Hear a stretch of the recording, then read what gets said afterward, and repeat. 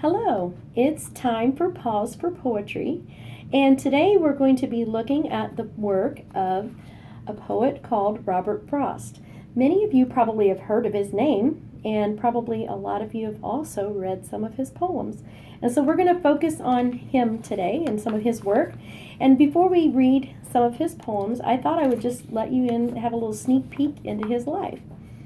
Robert Frost was born March 26th, the year 1874, and he died on January 29th, 1963.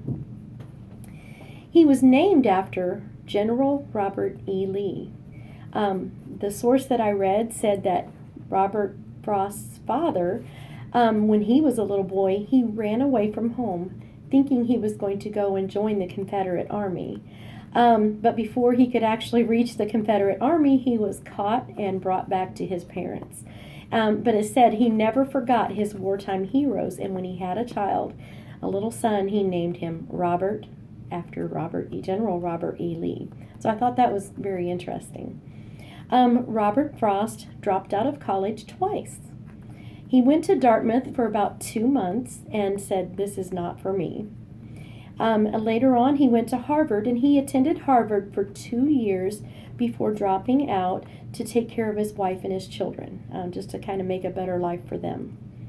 The sale of his very first poem was $15. It earned him $15, and that was actually more than 2 weeks of his pay as a teacher, the salary that he made being a teacher. So I think he was starting to think then, okay, writing could be lucrative. He lived on a 30-acre farm in Derry, New Hampshire, and his neighbors were never impressed with his farming skills. I guess his farm kind of looked in disarray, and it was not very well kept. But that was because he was a writer. His passion wasn't on, milking the cows and making sure the fields looked nice. His passion was poetry, and that's what he did. And so it says his neighbors thought he was a bit lazy. But it all depends on how you look at it. If he wrote probably very proficiently and very often, so it may not be that he was quite as lazy as they think. Okay, all right. I'm going to go ahead and get into some of these poems, and the very first one that I'm going to read is probably one of his most popular ones, one that he is most noted for, and it's called "Stopping by Woods on a Snowy Evening." And one of these days, we're going to have those snowy evenings very soon. Whose woods these are, I think I know. His house is in the village, though. He will not see me stopping here to watch his woods fill up with snow. My little horse must think it queer to stop without a farmhouse near. Between the woods and frozen lake, the darkest evening of the year. He gives his harness bells a shake to ask if there's some mistake.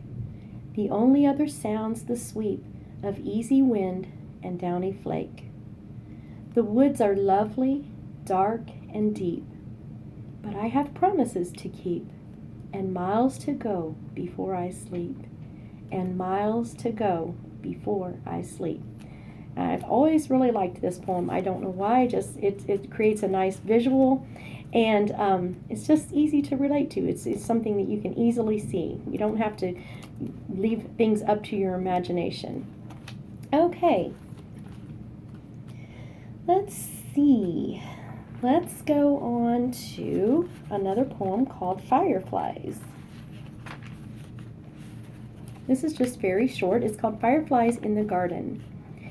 Here come real stars to fill the upper skies, and here on earth come emulating flies, that though they never equal stars in size, and they were never really stars at heart, achieve at times a very star-like start. Only, of course, they can't sustain the part. Okay, I'm going to read you another one that I've always thought was really neat. Page 52. It's called A Minor Bird, and I think about this poem a lot whenever I hear the birds chirping in the aviary down here in Three Oaks. we've often sat and played games in the circle there, and somebody would comment, "Boy, those birds sure are being noisy," and it always makes me think of this poem right here, and it's called "A Minor Bird." I have wished a bird would fly away and not sing by my house all day. I've clapped my hands at him from the door when it seems as if I could bear it no more. The fault must partly have been in me. The bird was not to blame for his key. And of course there must be something wrong in wanting to silence any song. And I just really like that, You can apply that to life in many other ways too. I mean, at least I do. You know, children might be getting a little noisy, and yeah, it might get on your nerves, but you know what? They're just being kids. They're just doing what they like to do. And I think there must be something wrong in wanting to silence any song. Okay, all right, let's go with Going for Water.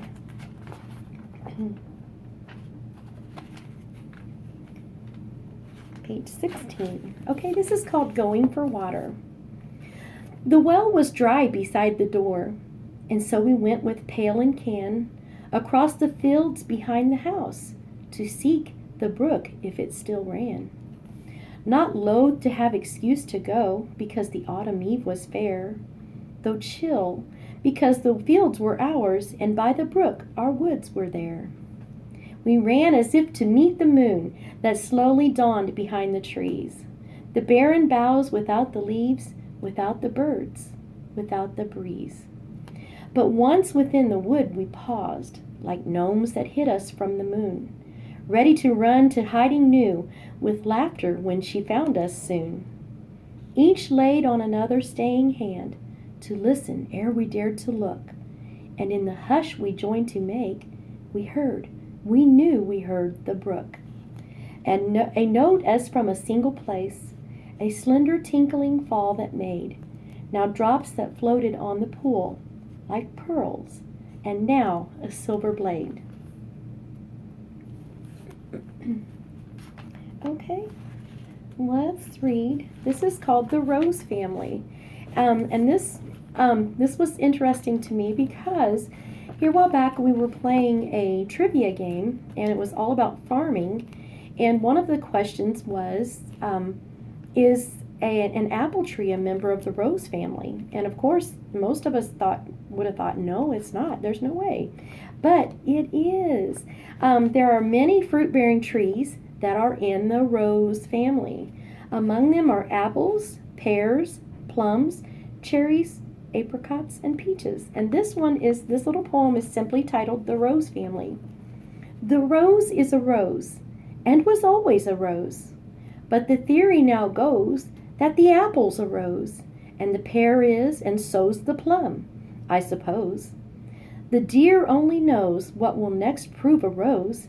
You, of course, are a rose, but we're always a rose. And so whoever he was writing this for, he was likening them to a rose as well. Okay, let's look. Oh, page 55. Let's go there. This is about a bird again. This is called The Last Word of a Bluebird to a Child, as told to a child. As I went out, a crow in a low voice said, "Oh, I was looking for you. How do you do? I just came to tell Leslie, will you, that her little bluebird wanted me to bring word that the north wind last night, that made the stars bright and made ice on the trough, almost made him cough his tail feathers off. He just had to fly, but he sent her goodbye and said to be good and wear her red hood and look for skunk tracks in the snow with an axe and do everything, and perhaps in the spring he would come back and sing." And this was told by the crow, a little message from the bluebird to the little child. Okay, let's do one or two more, and then I'll finish up with another one that has a little bit of tidbit of interesting fact that goes along with it. Let's see. Let's do this one.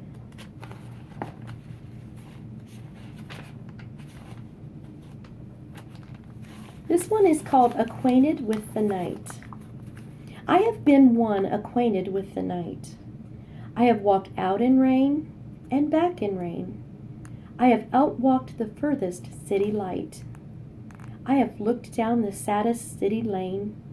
I have passed by the watchman on his beat and dropped my eyes, unwilling to explain. I have stood still and stopped the sound of feet, when far away an interrupted cry came over houses from another street.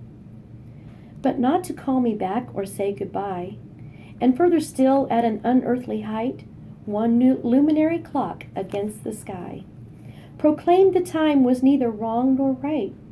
I have been one acquainted with the night. Okay, let's read one more and then I'll read one final one, and we'll be done with our pause for poetry. Okay.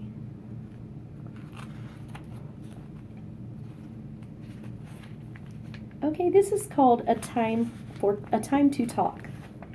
When a friend calls to me from the road and slows his horse to a meaning walk, I don't stand still and look around on all the hills I haven't hoed and shout from where I am, "What is it?" No, not as there is time to talk. I thrust my hoe in the mellow ground, blade end up and 5 feet tall, and plod.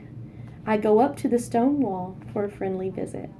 And this one just made me kind of think that sometimes today in the world that we live in, we're so busy that we don't even know all of our neighbors. We see them going to work, we're going to work, we come home at night, and but I think of times back when I remember when I was young, we would sit out on our front porch and wave to the neighbors, and sometimes go over to their house, or they'd come over to our porch and sit and talk with us. And maybe you had a backyard fence and you could go to the fence line and have a chat with your neighbor. But today it seems like people are almost too busy sometimes to do that, and I think that's very sad. And I like the fact that he said, I could have shouted from the hill, "What is it?" But no, he said, there's time to talk. So he planted that hoe in the ground and walked on down to the wall and said, "Hey neighbor, what's going on?" And I had a friendly visit. Okay, so this one, the last one that I'm going to read is another very popular one that most of you probably know, and it's called The Road Not Taken. And let me find the page. And I thought it was interesting because when I was looking up some facts about Robert Frost's life, it said that many high school and colleges have used this poem, read this poem at their graduations. And it's been used more of a serious and kind of a somber thing, talking about students forging new paths in their life and taking it very seriously. But Robert Frost said in his own words, he said, it was not written to be taken seriously. It was actually kind of a joke about a friend of his named Edward. And he said he and Edward used to go for walks very often out in the community, maybe out in the woods and out in the countryside. And he said invariably, Edward couldn't make up his mind about which direction he wanted to go. And then even after they chose the direction and walked one way, he would often regret not going back and having not walked the other way. So this was more of a joke. So I'm going to read it and let you decide if you're going to take it seriously or if you can see the joke in it, the humor in it. It's called The Road Not Taken. 2 roads diverged in a yellow wood, and sorry I could not travel both and be one traveler. Long I stood, and I looked down one as far as I could to where it bent in the undergrowth. Then took the other as just as fair, and having perhaps the better claim, because it was grassy and wanted wear, though as for that the passing there had worn them really about the same. And both that morning equally lay in leaves no step had trodden back. Oh, I kept the first one for another day, yet knowing how way leads on to way, I doubted if I should ever come back. I shall be telling this with a sigh, somewhere ages and hence. 2 roads diverged in a wood, and I took the one less traveled by, and that has made all the difference. Okay, thank you for joining me for this this moment to pause for poetry.